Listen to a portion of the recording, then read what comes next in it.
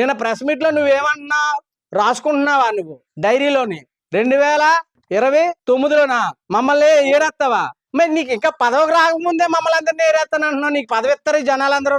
అసలు నీకు స్పృహ ఉందా? మాజీ ఎమ్మెల్యే డీకే బోస్ ఏంటి మాట్లాడుతున్నావయ్యా నువ్వు?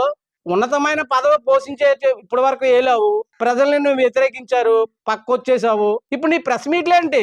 ప్రతిదానికి ఎవరో ఒకరి మీద తోయడమే నువ్వు నేర్చుకున్న నీతి. రాజ్యాంగంలోని నీకు సలహా ఇచ్చేవాళ్ళు కూడా చెప్పట్లేదు ఏం మాట్లాడాలని.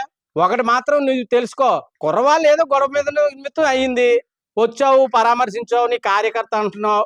దొంగల్ని, దోపిడీదారుల్ని నీ వెనక నిలబెట్టుకొని, ఒకప్పుడు నా పెద్ద ఆయన కుటుంబం వెనకాల నిలబడి ఆయన పేరు వాడుకొని, ఆయన ఉన్నతమైన స్థాయిని వాడుకొని నీ పక్కకు చేరారు వాళ్ళందరూ. వాళ్ళు పట్టుకొని నువ్వు ప్రెస్ మీట్లు పెడుతున్నావు. 2029లో ప్రజలు ఏ తీర్పిస్తారో ఆ రోజు చూద్దాం. కానీ నీ మీద నేనైతే కేసు పెట్టాలని నేను భావిస్తున్నాను. మా దళిత కులస్తుల్ని 2 కుటుంబాలను రోడ్డు మీద లాగేశావు నువ్వు. డాక్టర్ సుధాకర్, అల్లంపల్లి ఈశ్వరరావు, వీళ్ళ మీద డిపెండ్ అయిన ఫ్యామిలీస్ అన్ని కూడా ఈరోజు రోడ్డు మీద ఉన్నాయి. వాళ్ళ పరిస్థితులు ఏంటి? నీ వల్ల ఆ 2 కుటుంబాలు రోడ్డు మీదకి వచ్చాయని నేను భావిస్తున్నాను. దళిత సంఘాల తరపు నుంచి నేను నీ మీద కేసు పెట్టాలని నేను పోరాడతాను.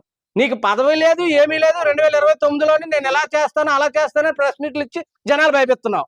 తప్పుడు సందేశాలు ఇవ్వకండి, దానికి పద్ధతిగా ఉండదు.